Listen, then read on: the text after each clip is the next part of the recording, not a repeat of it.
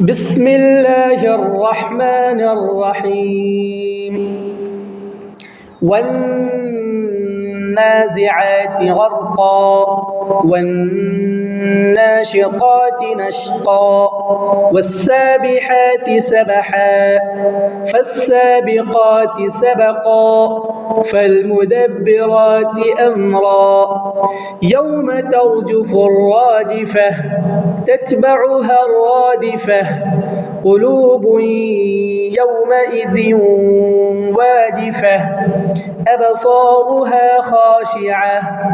يقولون أئنا لمردودون في الحافرة أئذا كنا عظاما نخرة قالوا تلك إذا كرة خاسرة فإنما هي زجرة واحدة فإذا هم بالساهرة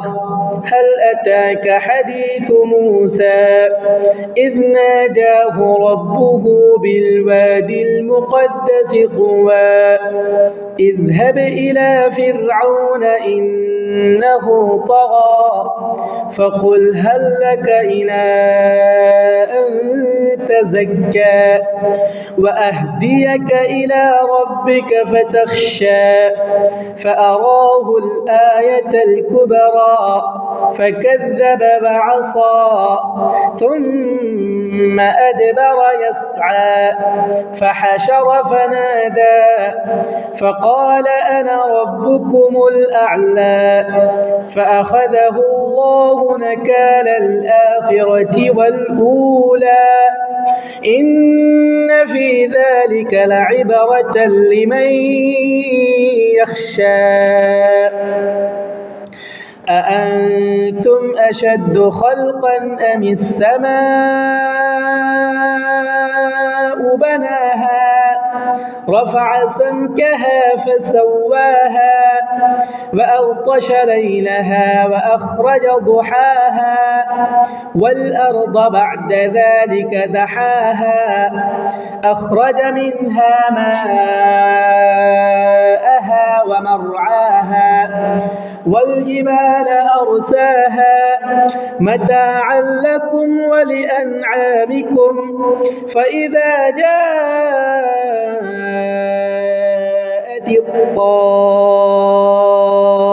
الطامة الكبرى يوم يتذكر الإنسان ما سعى وبرزت الجحيم لمن يرى فأما من طغى وآثر الحياة الدنيا فإن الجحيم هي المأوى وأما من خاف مقام ربه ونهى النفس عن الهوى فإن الجنة